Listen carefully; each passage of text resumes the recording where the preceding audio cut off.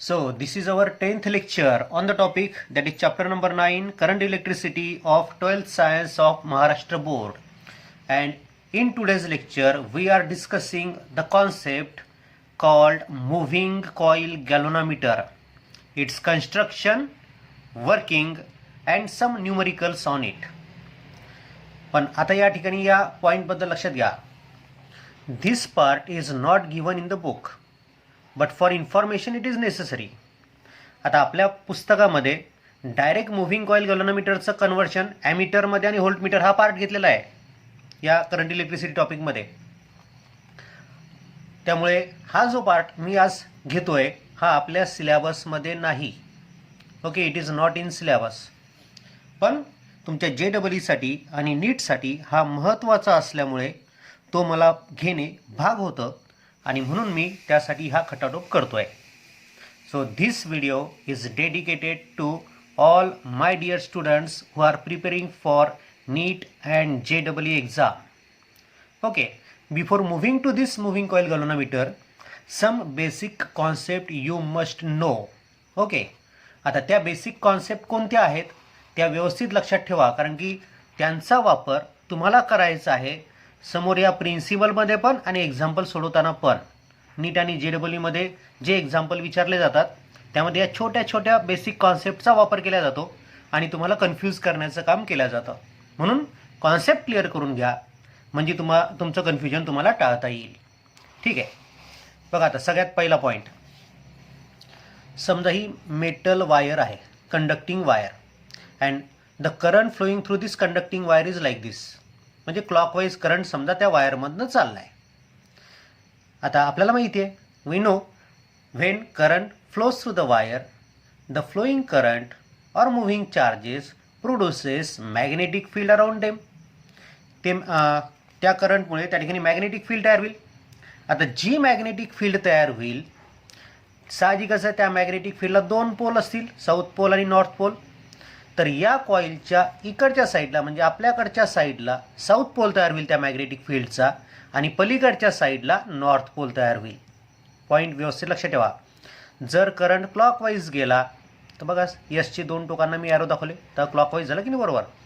So to this side, to our side the south pole will be there and to the other side north pole will be there. मग आता यालाच मी कसं म्हणू शकतो, पलीकडनं जर आपण बघितलं तर या लूपला जर आपण पलीकडनं बघितलं तर हाच करंट अँटी क्लॉकवाईज दिसेल.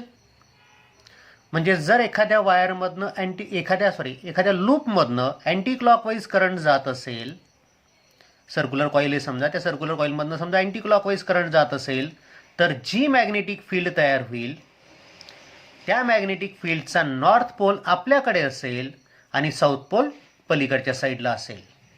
ओके, पॉईंट व्यवस्थित लक्षात घ्या. मग आता या ठिकाणी हीच कॉईल मी अशी दाखवली, थोडी इन्क्लाइन दाखवली. इथे करंट चालला आहे क्लॉकवाईज, बरोबर आहे, करंट चालला आहे clockwise. As current is moving clockwise म्हणजे मॅग्नेटिक फील्डचा साऊथ पोल या साईडला असेल आणि नॉर्थ पोल या साईडला असेल, बरोबर आहे. ही फिगर बघा, इथे अँटी क्लॉकवाईज करंट चालला आहे. अँटी क्लॉकवाईज जर करंट चालला तर जिकडनं अँटी क्लॉकवाईज करंट चालला तिकडे काय तयार होईल, तिकडे नॉर्थ पोल तयार होईल आणि इकडे काय तयार होईल, साऊथ पोल तयार होईल. ठीक आहे, पॉईंट व्यवस्थित लक्षात घ्या. सर्क्युलर कॉईलमधनं जेव्हा, सर्क्युलर म्हणजे रेक्टँग्युलर घ्या, कोणत्या आकाराची कॉईल घ्या, कॉईल असली पाहिजे, त्या कॉईलमधनं ज्यावेळेस करंट जाईल तर त्यावेळेस जर तो क्लॉकवाईज गेला, आपण बघत त्या कॉईलकडे बघताना जर आपल्याला करंट जाताना कॉईल क्लॉकवाईज दिसला तर आपल्याकडे साऊथ पोल तयार होतो आणि दुसऱ्या साईडला नॉर्थ पोल तयार होतो. आणि जर त्या कॉईलमधनं जाणारा आपण जर बघितला, त्या कॉईलकडे बघितलं आणि जाणारा करंट जर आपल्याला अँटी क्लॉकवाईज दिसला तर आपल्याकडे नॉर्थ पोल तयार होईल, पलीकडच्या साईडला साऊथ पोल तयार होईल. मग आता नॉर्थ पोल आणि साऊथ पोल तयार झाले या मॅग्नेटिक फील्डचे, कॉईलमधनं करंट जातोय म्हणून. आता जी मॅग्नेटिक फील्ड तयार होईल त्या मॅग्नेटिक फील्डची दिशा कोणती असते, direction of magnetic field is from south to north. म्हणजे मॅग्नेटिक फील्डची दिशा असेल ही साऊथ टू नॉर्थ, म्हणजे मॅग्नेटिक डायपोल मोमेंट वेक्टर असेल या डायरेक्शननी. जर क्लॉकवाईज करंट गेला तर या डायरेक्शननी, आणि अँटी क्लॉकवाईज करंट गेला तर मॅग्नेटिक डायपोल मोमेंटची डायरेक्शन म्हणजे यमची डायरेक्शन असेल ही. ठीक आहे, हा वेक्टर असतो, त्याला डायरेक्शन असते. पॉईंट व्यवस्थित लक्ष ठेवा. मॅग्नेटिक डायपोल मोमेंटची डायरेक्शन ही असते साऊथ ते नॉर्थ या डायरेक्शनने अलॉंग द ॲक्सिस. ठीक आहे, मग आता या ठिकाणी दोन्ही डायरेक्शन तुम्हाला समजल्या. मग आता तुम्हाला पॉईंट लक्षात ठेवायचा आहे, 2-3 पॉईंट लक्षात ठेवायचे आहेत. जर क्लॉकवाईज करंट गेला तर ही फिगर लक्षात ठेवा, अँटी क्लॉकवाईज करंट गेला तर ही फिगर लक्षात ठेवा. म्हणजे हा पहिला पॉईंट तुम्हाला लक्षात ठेवायचा आहे. हा दुसरा पॉईंट लक्षात ठेवायचा आहे. Direction of magnetic dipole moment म्हणजे यमची डायरेक्शन, कॅपिटल एमची डायरेक्शन काय असेल तर ती असेल साऊथ ते नॉर्थ या डायरेक्शनने असेल. हा तिसरा पॉईंट लक्षात ठेवायचा आहे. क्लॉकवाईज करंट जर जात असेल तर मॅग्नेटिक डायपोल मोमेंट कोणत्या डायरेक्शनने असेल तर या ठिकाणी आपण विचार केला तर ती आतल्या दिशेने असेल. हां, या कॉईलसाठी ती आतल्या दिशेने असेल आणि या कॉईलसाठी ती बाहेरच्या दिशेने असेल, आपल्याकडच्या दिशेने असेल. बघा, या फिगर तुमच्या लक्षात येतच आहे. असे 3-4 पॉईंट तुम्हाला लक्षात ठेवायचे आहेत. ठीक आहे, आता व्यवस्थित लक्ष ठेवा. आता समजा आपण मॅग्नेटिक फील्ड एक्सटर्नल घेतली. हां, ही समजा मॅग्नेटिक फील्ड आहे. ही दिस इज एक्सटर्नल मॅग्नेटिक फील्ड. तिचा सिम्बॉल कॅपिटल बी, बीच्या डोक्यावर बार, त्याला ठराविक डायरेक्शन असते. मॅग्नेटिक इंडक्शनला डायरेक्शन असते आणि या डायरेक्शनने एक्सटर्नल मॅग्नेटिक फील्ड आहे. आता ही जी कॉईल आहे, ही कॉईल मी या मॅग्नेटिक फील्डमध्ये ठेवली. ही कॉईल या मॅग्नेटिक फील्डमध्ये आपण प्लेस केली. ओके, आणि या कॉईलमधनं करंट चालला क्लॉकवाईज करंट त्या कॉईलमधनं जातोय. तर या कॉईलच्या मॅग्नेटिक मोमेंटची डायरेक्शन कोणती असेल? क्लॉकवाईज करंट चालला म्हणजे आपल्याकडे साऊथ पोल तयार होऊन राहिला, पलीकडे नॉर्थ पोल, आणि मॅग्नेटिक मोमेंट कोणत्या दिशेने असेल? साऊथ ते नॉर्थ, म्हणजे मॅग्नेटिक फील्ड या दिशेने असेल. बघा आता व्यवस्थित लक्ष द्या. बी आहे या डायरेक्शननी, त्या कॉईलचा प्लेन मॅग्नेटिक फील्डला पॅरलल आहे, बरोबर आहे. The plane of the coil is parallel to the direction of B and the direction of M is perpendicular to B. या प्लेनला परपेंडिक्युलर डायरेक्शन एमची दिशा असेल, बरोबर आहे. So when plane of the coil is parallel to the direction of magnetic field, point व्यवस्थित लक्ष ठेवा मी काय सांगतोय तो. When plane of the coil is in the direction of magnetic field or parallel to the direction of magnetic field, then the angle between M and B is 90 degree. ठीक आहे, M आणि B मधला angle 90 degree असेल. आता ही जी coil आहे, ही coil या कॉईलला आता मी त्या ठिकाणी तुम्हाला समजण्यासाठी एक एक्झाम्पल घेतोय.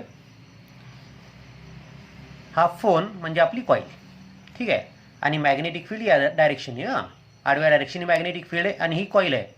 सध्या या कॉईलमधनं करंट क्लॉकवाईज चालला.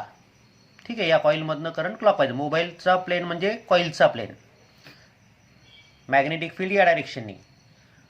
आता काय असेल? बीची दिशा ही या दिशेने बी आहे, बरोबर आहे, या दिशेने बी आहे आणि यम कोणत्या दिशेने असेल? खालच्या दिशेने यमची डायरेक्शन असेल. ठीक आहे, समजा आता मी ही कॉईल रोटेट केली. ठीक आहे, मॅग्नेटिक फील्ड आडव्या डायरेक्शननी आहे, बी या डायरेक्शननी आहे, कॉईल आपण अशी फिरवली. समजा कॉईलनी 30 डिग्रीचा अँगल केला, म्हणजे कॉईलच्या प्लेननी मॅग्नेटिक फील्डसोबत ही मॅग्नेटिक फील्डची डायरेक्शन आणि कॉईलचा प्लेन समजा असा झाला.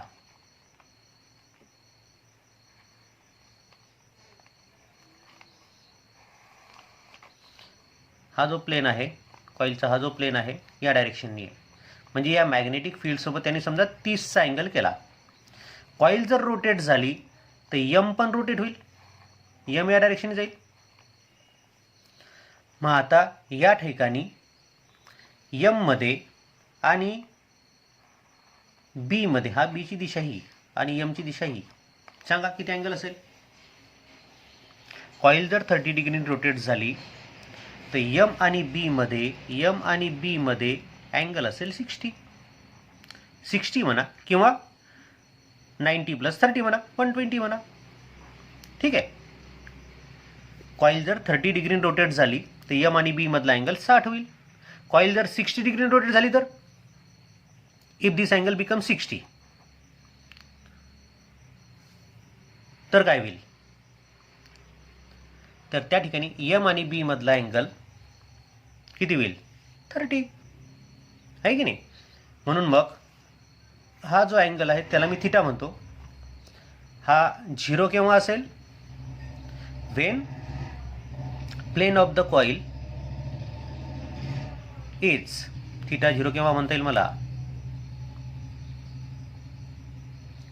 जेव्हा या यम आणि बी मध्ये अँगल किती 90चा आहे सध्या, जेव्हा त्या कॉईलचा प्लेन मॅग्नेटिक फील्डला पॅरलल असतो तेव्हा यम आणि बी मधला अँगल त्या ठिकाणी किती आहे, त्या ठिकाणी आहे 90 डिग्रीचा. जर ती कॉईल 30 डिग्री रोटेट झाली तर यम आणि बी मधला अँगल किती होतो, 60. जर कॉईल मॅग्नेटिक फील्ड सोबत 60 डिग्रीचा अँगल कॉईलच्या प्लेननी जर केला तर यम आणि बी मधला अँगल किती होतो, 30 होतो. आणि जर कॉईलच्या प्लेननी मॅग्नेटिक फील्ड सोबत परपेंडिक्युलर म्हणजे 90 डिग्रीचा अँगल केला तर यम आणि बी मधला अँगल काय होईल, 0. पॉईंट व्यवस्थित लक्षात ठेवा.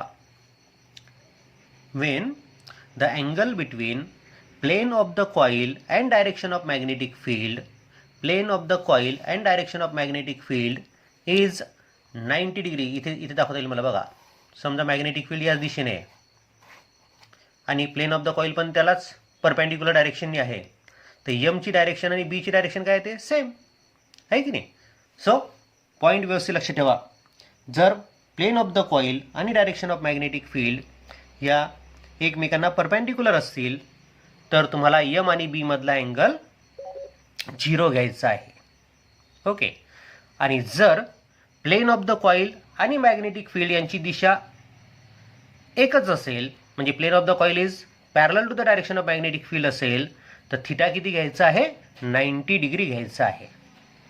ओके, हा पॉईंट व्यवस्थित लक्षात ठेवा. Now we are moving towards the moving coil galvanometer. Now what is its principle. प्रिन्सिपलमध्ये काय म्हटलं बघा, व्यवस्थित लक्ष ठेवा.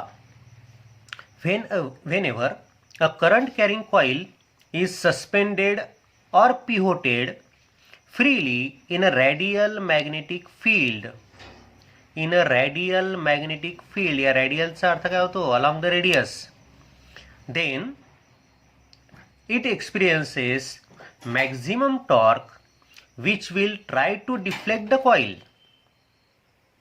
The deflection of the coil is directly proportional to the current flowing through the coil. बघा आता व्यवस्थित लक्ष ठेवा. काय म्हटलेलं आहे, when a current carrying coil, एखादी कॉईल आहे समजा ज्याच्यामध्ये करंट जातोय, इज सस्पेंडेड ऑर पिव्होटेड. सस्पेंडेड म्हणजे लटकून ठेवली, किंवा पिव्होटेड म्हणजे काय, तिला त्या ठिकाणी फिक्स करून ठेवलं. फिक्स करून म्हणजे ती फिरू शकते. हां, अशा प्रकारे तिला फिक्स केलं. पिव्होट करणे तुम्हाला समजतं काय आहे तर. Freely in a radial magnetic field, आणि जर त्या कॉईलला आपण रॅडियल मॅग्नेटिक फील्डमध्ये सस्पेंड करून ठेवलं किंवा पिव्होट करून जर ठेवलं तर इट एक्सपिरियन्सेस मॅक्झिमम टॉर्क, तर त्या कॉईलवर मॅक्झिमम टॉर्क ॲक्ट होईल, which will try to deflect the coil. आणि तो टॉर्क त्या ठिकाणी त्या कॉईलवर ॲक्ट झाल्यामुळे ती कॉईल डिफ्लेक्ट होईल, म्हणजे फिरायला लागेल. The deflection of the coil, फिरायला लागेल म्हणल्यापेक्षा डिफ्लेक्ट होईल हा शब्द सध्या लक्षात ठेवा. The deflection of the coil म्हणजे त्या कॉईलमध्ये डिफ्लेक्शन किती होईल, the deflection of the coil is directly proportional to the current flowing through the coil. म्हणजे जेवढा जास्त करंट तुम्ही त्या कॉईलमधनं पाठवसाल तेवढं जास्त डिफ्लेक्शन त्या कॉईलचं होईल. असं या मूव्हिंग कॉईल गॅल्व्हनोमीटरचं प्रिन्सिपल आहे. किंवा तुम्ही एकदम सिंपल लँग्वेजमध्ये सांगू शकता, the current flowing through the coil is directly proportional to the deflection produce in the coil. ठीक आहे, असं पण तुम्ही सांगितलं तरी चालतं. मग आता याच्या कन्स्ट्रक्शनकडे लक्ष ठेवा. कन्स्ट्रक्शनमध्ये काय म्हटले तर, it consist of following main parts. एक आहे रेक्टेंग्युलर कॉईल, दुसरा आहे मॅग्नेट, तिसरा आहे आयर्न कोर, आणि चौथा पार्ट आहे लॅम्प अँड स्केल अरेंजमेंट. ठीक आहे. आता ही जी अरेंजमेंट आहे किंवा हे जे कन्स्ट्रक्शन त्या ठिकाणी आहे, कन्स्ट्रक्शनचे पॉईंट्स ते पहिले आपण समजून घेऊ. बघा आता त्या ठिकाणी पहिला पार्ट आहे रेक्टँग्युलर कॉईल. तर रेक्टँग्युलर कॉईल म्हणजे काय असतं, अशी एक रेक्टँग्युलर फ्रेम तयार केलेली असते आणि त्या रेक्टँग्युलर फ्रेमवर कॉपरची वायर ही वाइंड केलेली असते, म्हणजे गुंडाळलेली असते. Okay, so the copper wire having large number of turns is bounded on this rectangular frame. आता ही जी कॉपर वायर गुंडाळली त्या कॉपर वायरचं एक टोक इथे असेल आणि दुसरं टोक इथे असतं. ठीक आहे, म्हणजे आपण गुंडाळणं सुरू केलं. So you are going to wound the copper wire like this on the rectangular frame. One terminal of the copper wire is here and the last terminal is here. Now this rectangular coil is suspended, म्हणजे लटकून ठेवलेली असते by means of a suspension fiber. ज्याच्या साहाय्याने त्याला लटकून ठेवतात त्याला काय म्हणतात, सस्पेन्शन फायबर. हा फॉस्फर ब्रॉन्झ या मटेरियलपासून बनलेला असतो, पर्टिक्युलर मटेरियल आहे. हां, so it is suspended from this particular point. या कॉईलला सस्पेंड करून ठेवलं म्हणजे लटकून ठेवलेलं आहे. And on this suspension fibre a small mirror is fix. एक छोटासा आरसा त्या ठिकाणी त्या सस्पेन्शन फायबरवर चिटकवलेला असतो. ठीक आहे, ही जी रेक्टँग्युलर कॉईल आहे तिला आपल्याला मॅग्नेटिक फील्डमध्ये ठेवायचं आहे आणि जी मॅग्नेटिक फील्ड आपल्याला लागेल तर ती तयार करण्यासाठी मॅग्नेट्स लागतील. हे दोन मॅग्नेट्स आपण त्या ठिकाणी वापरले. पण हे दोन मॅग्नेट कसे असतात, these two magnets are having concave pole pieces. Concave pole pieces त्यांचे असतील अशा प्रकारे आणि मधात ती कॉईल सस्पेंड केलेली असेल या प्रकारे. मी उलटी वरची फिगर करतो. कॉन्केव पोल पीसेस असे असतील आणि मधात ती रेक्टँग्युलर फ्रेम असेल. ठीक आहे, आता या कॉन्केव पोल पीसेसमुळे काय होईल, जी मॅग्नेटिक फील्ड इथे तयार होईल ती मॅग्नेटिक फील्ड ही रॅडियल असेल, म्हणजे अलॉंग द रेडियस असेल. म्हणजे कॉईल जरी डिफ्लेक्ट झाली त्या मॅग्नेटिक फील्डमध्ये अशा प्रकारे कॉईल जरी डिफ्लेक्ट झाली तरी त्या कॉईलचा प्लेन नेहमी मॅग्नेटिक फील्डला पॅरलल राहील. बघा पॉईंट व्यवस्थित लक्षात घ्या. म्हणजे ही जी रेक्टँग्युलर कॉईल आपण रॅडियल मॅग्नेटिक फील्डमध्ये ठेवल्यामुळे, रॅडियल मॅग्नेटिक फील्ड कोणी तयार केली, या कॉन्केव पोल पीसेसनी तयार केली. त्यामुळे त्या कॉईलचा प्लेन, म्हणजे कॉईल डिफ्लेक्ट जरी झाली तरी त्या कॉईलचा प्लेन हा त्या मॅग्नेटिक फील्डला पॅरललच राहील. मग कॉईलचा प्लेन जर मॅग्नेटिक फील्डला पॅरललच राहतोय तर एक्सटर्नल मॅग्नेटिक फील्ड म्हणजे या कॉन्केव पोल पीसेसनी तयार केलेली मॅग्नेटिक फील्ड आणि त्या कॉईलमधनं जो करंट चालला त्याची मॅग्नेटिक फील्ड यांच्यामध्ये अँगल कितीचा असेल, 90 डिग्रीचा. आपण आत्ताच बघितलं, जर प्लेनचा कॉईल मॅग्नेटिक फील्डला पॅरलल असेल तर यम आणि बी मध्ये अँगल कितीचा असतो, 90चा असतो. मग इथे पण या कॉईलची जी मॅग्नेटिक डायपोल मोमेंट म्हणजे यम असेल ती कशी असेल, परपेंडिक्युलर असेल कोणाला, या बीला. या दोन पोल पीसेसनी जी मॅग्नेटिक फील्ड तयार केली म्हणजे जी बी तयार केलेली आहे मॅग्नेटिक इंडक्शन, त्याला परपेंडिक्युलर डायरेक्शननी या कॉईलमुळे तयार होणाऱ्या मॅग्नेटिक फील्डची मॅग्नेटिक मुवमेंट असेल. पॉईंट व्यवस्थित लक्षात ठेवा. ठीक आहे, मग आता या सस्पेन्शन फायबरच्या साईडला लटकून ठेवलेलं असतं आणि दुसऱ्या साईडला ती जी कॉईल आहे म्हणजे कॉपर वायर आहे ती कनेक्ट केल्या जाते या स्प्रिंगला.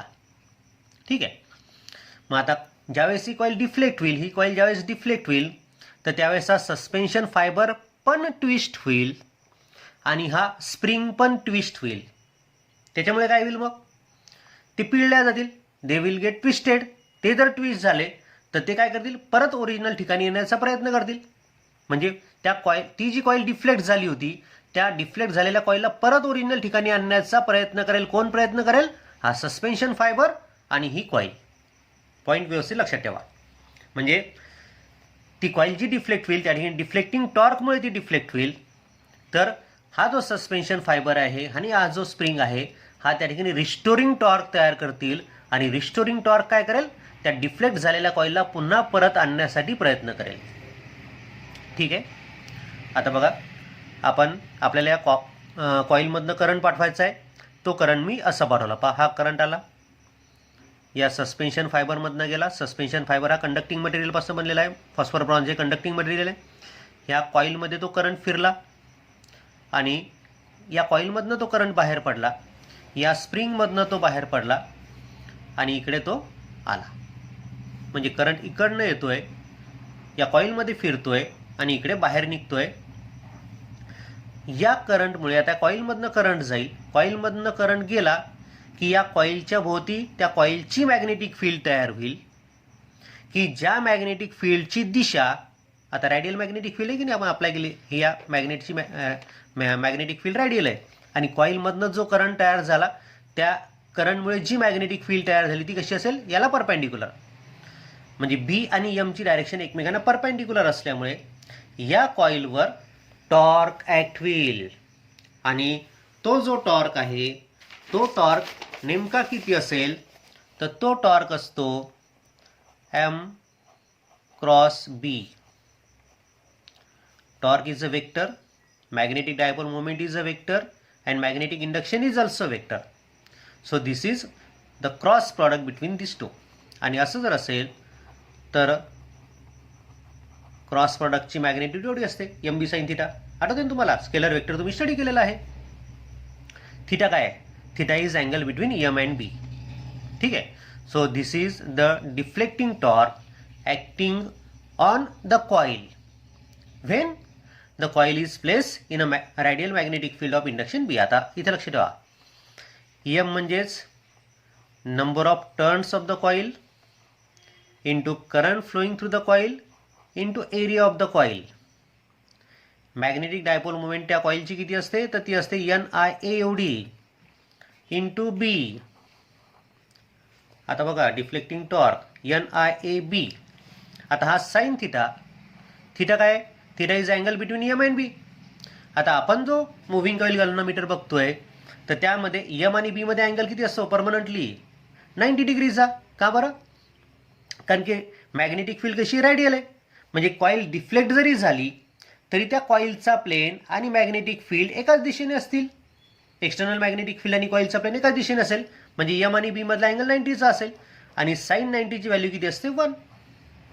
आणि म्हणून मग या मुव्हिंग कॉईल गॅल्व्हनोमीटरमध्ये कॉन्केव्ह पोल पीसेस वापरल्यामुळे, मुव्हिंग कॉईल गॅल्व्हनोमीटरमध्ये कॉन्केव्ह पोल पीसेस वापरल्यामुळे अँगलनुसार डिफ्लेक्टिंग टॉर्क बदलणार नाही.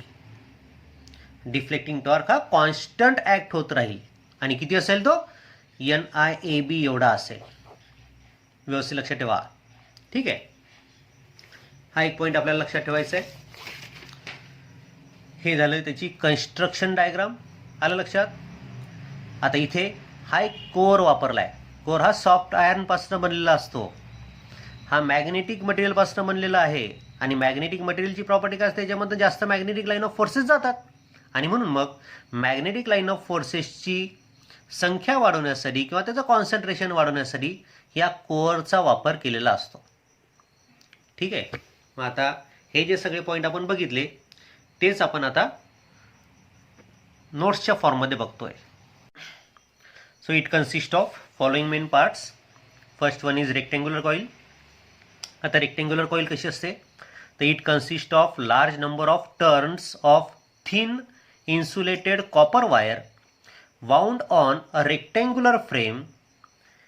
It is suspended in radial magnetic field by a thin fiber of phosphor bronze. ठीक आहे. लार्ज नंबर ऑफ कॉपर वायरपासून ही रेक्टेंग्युलर रेक्टेंग्युलर कॉईल बनलेली असते. रेक्टेंग्युलर फ्रेमवर तिला गुंडाळलेलं असतं, ते लक्षात घ्या. आणि ही सस्पेंड केलेली असते in radial magnetic field by thin fibre of phosphor bronze. Magnet. आता आपण जे मॅग्नेट वापरलेत ते कसे, कॉन्केव्ह पोल पीसेस असणारे मॅग्नेट वापरलेत. The magnet is strong horse shoe type magnet with concave pole pieces. Because of concave poles radial magnetic field is produce. आता radial magnetic फील्डच का बरं पाहिजे आपल्याला, कारण की रॅडियल मॅग्नेटिक फील्ड जर असेल तरच त्या कॉईलचा प्लेन, कॉईल डिफ्लेक्ट झाल्यानंतर सुद्धा त्या कॉईलचा प्लेन कसा असेल, मॅग्नेटिक फील्डला पॅरलल असेल. So deflecting torque will be maximum in each and every position of the coil. ठीक आहे. त्यानंतर आयर्न कोर. आयर्न कोर काय? It is a soft iron cylinder mounted inside the coil. It is use to produce strong field. त्या soft iron कोरमुळे जास्त magnetic field त्या ठिकाणी तयार होते, त्या कॉईलला जास्त मॅग्नेटिक फील्ड मिळते. त्यानंतर नेक्स्ट पॉईंट इज, आता इथे लॅम्प अँड स्केल अरेंजमेंट तुम्हाला सांगायची राहिली होती डिस्कशन करताना.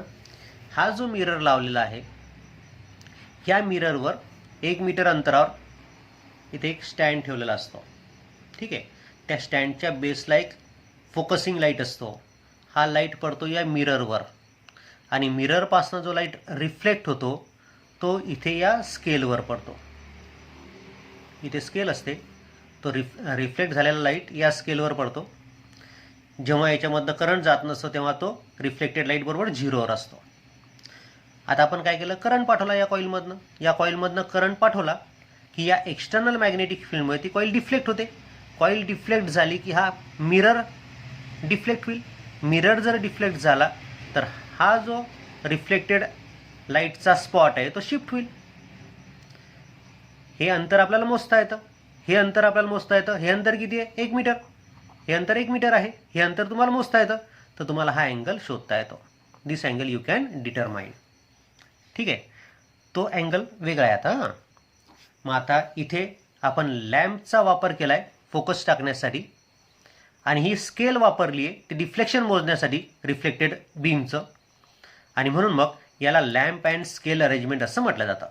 काय म्हटलं पहा लॅम्प अँड स्केल अरेंजमेंटमध्ये, a mirror is fix on a suspension fibre. हा मिरर तो सस्पेन्शन फायबरवर फिक्स केलेला. A focus lamp and scale is arrange at 1 metre from the setup.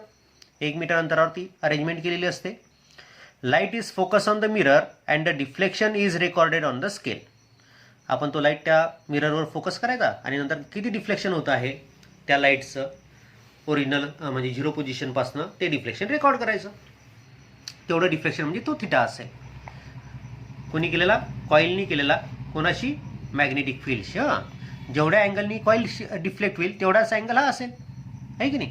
म्हणून या कॉईलनी किती अँगल केला आहे मॅग्नेटिक फील्डशी म्हटल्यापेक्षा ओरिजिनल पोझिशनसोबत, तो अँगल आपण शोधू शकतो. आता याचं working. Let N be the number of turns of the coil. Let A be area of each turn of the coil and I be the current through the coil. N number of turns त्या कॉईलचे घेतलेत आपण. कॉपरची वायरचे N number of turns आहेत समजा. प्रत्येक टर्नचा area capital ए एवढा आहे आणि आय एवढा करंट त्या कॉईलमधनं चालला. तर डिफ्लेक्टिंग टॉर्क किती ॲक्ट होईल आठवतो तुम्हाला? एम क्रॉस बी म्हटलं होतं मी. एम किती असतो? N I. So N A B I, this is the deflecting torque acting on the coil. मी N A B I sine theta असा फॉर्म्युला मी तुम्हाला सांगितला होता, आठवतो का? मग आता इथे साईन थिटा कुठे गेला? तो साईन थिटा, तो थिटा काय होता? Angle between M and B. आता या ठिकाणी रॅडियल मॅग्नेटिक फील्ड असल्यामुळे एम आणि बी मध्ये अँगल, ती कॉईल डिफ्लेक्ट जरी झाली तरी 90च राहणार आहे. त्यामुळे साईन 90ची व्हॅल्यू 1च असणार आहे परमनंटली. आणि म्हणून मग इथला साईन थिटा गायब झाला. ठीक आहे. So the maximum torque in each and every position during the deflection of the coil is NABI. Under the action of this torque, the coil get deflected by angle say theta. समजा या टॉर्कमुळे ती coil आता deflect झाली. Theta एवढ्या अँगलनी समजा ती deflect झाली. As the coil get deflected, the suspension fiber as well as the lower spring get twisted. ते ट्विस्ट होतील. ते जर ट्विस्ट झाले तर काय करतील? ते तयार करतील restoring torque. Okay, due to the deflection in the coil, a restoring torque gets set and it opposes the deflection and it is. तो जो रिस्टोरिंग टॉर्क असेल तो किती असेल? K times theta.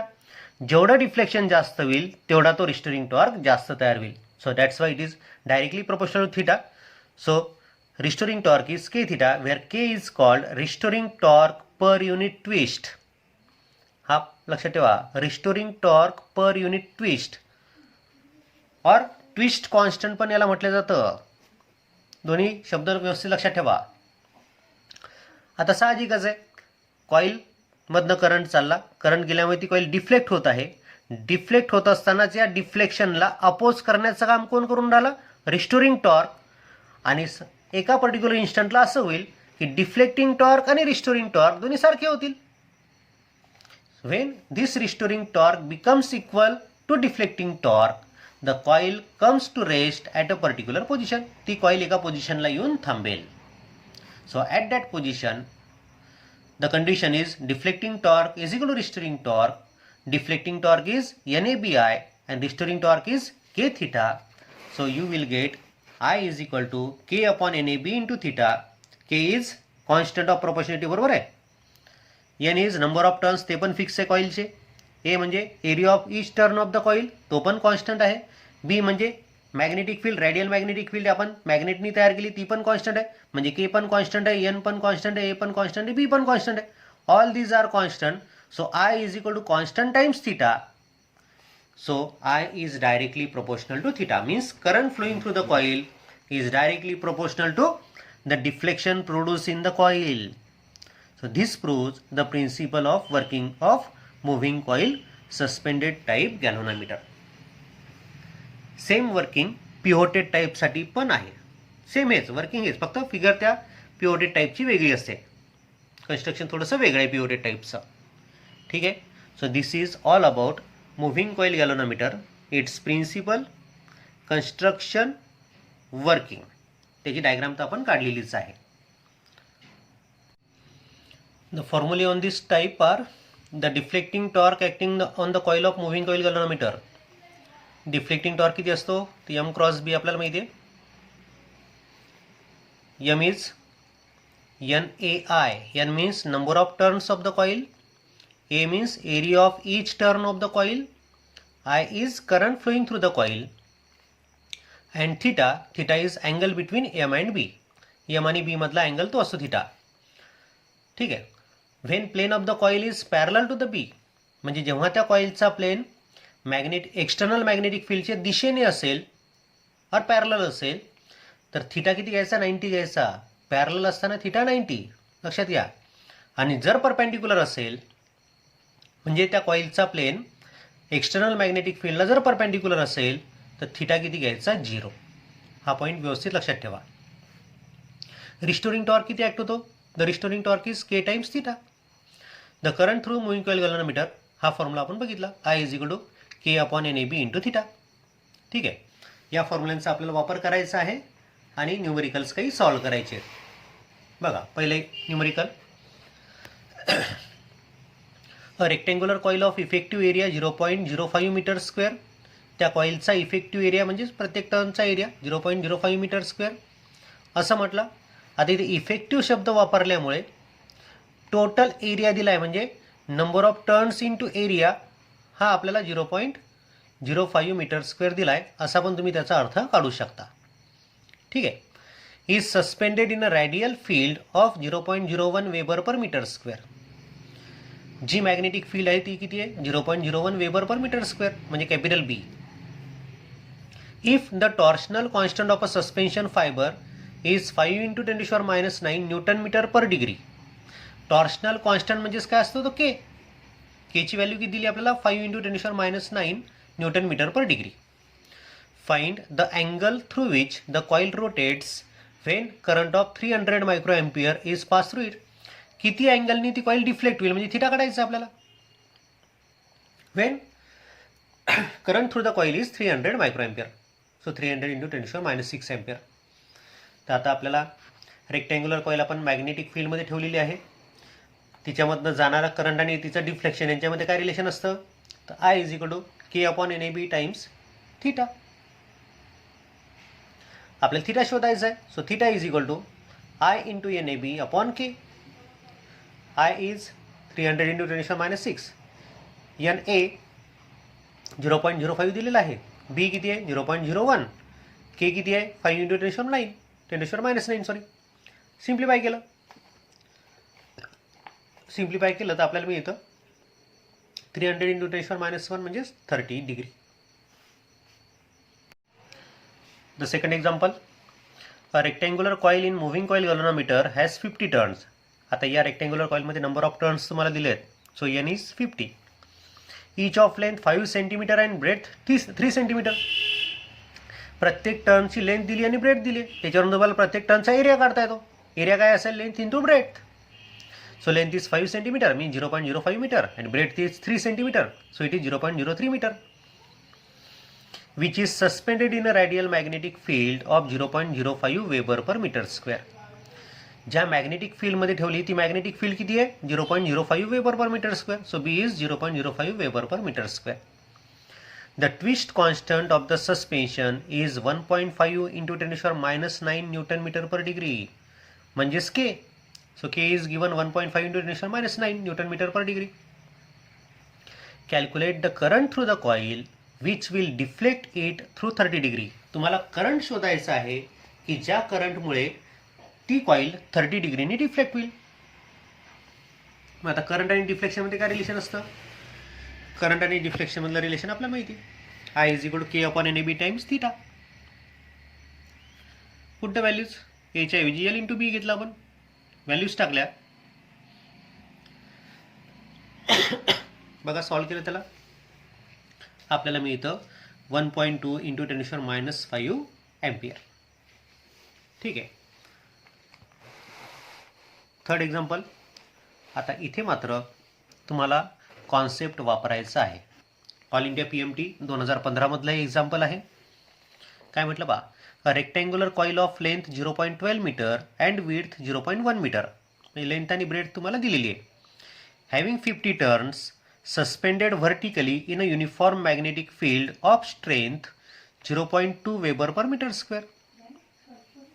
म्हणजे नंबर ऑफ टर्न्स 50 दिलेत, length 0.12 metre दिली आहे, ब्रेथ 0.1 मीटर दिली आहे, आणि ज्या मॅग्नेटिक फील्डमध्ये त्याला सस्पेंड केलंय ती external magnetic field 0.2 weber per metre square दिली. The coil carries a current of 2 ampere. त्या कॉईलमधनं 2 एम्पियर करंट चालला. If the plane of the coil is inclined at an angle of 30 degree with the direction of field. आता इथे लक्ष ठेवा, त्या कॉईलच्या प्लेननी 30 degree angle केलाय बी सोबत. मग याचा अर्थ यमनी किती अँगल केला असेल बी सोबत? 60 डिग्री. आठवतं? The torque required to keep the coil in stable equilibrium position is. तर किती टॉर्क त्या ठिकाणी ऍक्ट होईल त्या कॉइलला स्टेबल करण्यासाठी? थीटा इथे 30 डिग्री जो आपण घेतलाय त्याच्याऐवजी आपल्याला किती घ्यावं लागेल? 60 डिग्री. का बरं? कारण की त्या कॉइलच्या प्लेनने 30चा अँगल केलाय. साहजिकच त्या यमनी बी सोबत केलेला अँगल 60 असेल. तुम्हाला समोरच्या फिगरमध्ये लक्षात येईलच. टॉर्कचा फॉर्म्युला काय? NABI sin theta. बघा, बी सोबत या कॉइलच्या प्लेननी 30चा अँगल केलाय. समजा यम या डायरेक्शनने, यम हा त्या कॉइलच्या प्लेनला परपेंडिक्युलर असतो, त्यामुळे या यमनी बी सोबत केलेला अँगल किती असेल? 60. सो दॅट्स वाय थीटा आपण 60 घेतला. So NABI sin 60. एरिया तुम्हाला दिला नाही कॉइलचा, लेंथ आणि ब्रेथ दिलेली आहे. So LB B into I sin 60. टाका व्हॅल्यूज. तुम्ही त्या व्हॅल्यूज पुटअप केल्या तर तुम्हाला आन्सर मिळतं 0.2078 न्यूटन मीटर. सिम्प्लिफिकेशन करून बघा. ठीक आहे. हे होतं ऑल इंडिया PMT 2015 मधलं एक्झाम्पल. आणि लास्ट एक्झाम्पल हे पण MPPMT मधलं आहे, 2001 मधलं. A current I flows in a circular coil of radius R. I एवढा करंट या सर्क्युलर कॉइलमध्ये फिरतोय. ठीक आहे. If the coil is place in a uniform magnetic field B with its plane parallel to the field. त्या कॉइलचा plane magnetic फील्डला parallel आहे. Magnitude of the torque that acts on the coil. तर त्या कॉइलवर किती टॉर्क ॲक्ट होईल? Torque किती ॲक्ट होईल? Torque will be M cross B means MB sin theta means NAB sin theta. What is this theta?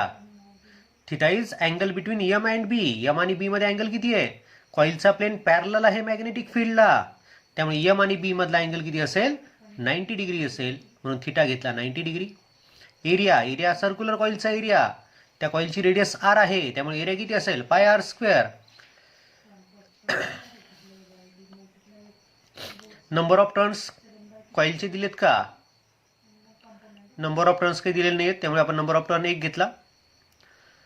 So torque is NIAB sine theta. Number of टर्नची किंमत टाकली 1. आयच दिलेला आहे आपल्याला. ए मात्र आपल्याला पाय आर स्क्वेअर घ्यावा लागेल. B is external magnetic field आणि साइन थिटा म्हणजे साइन 90ची व्हॅल्यू 1.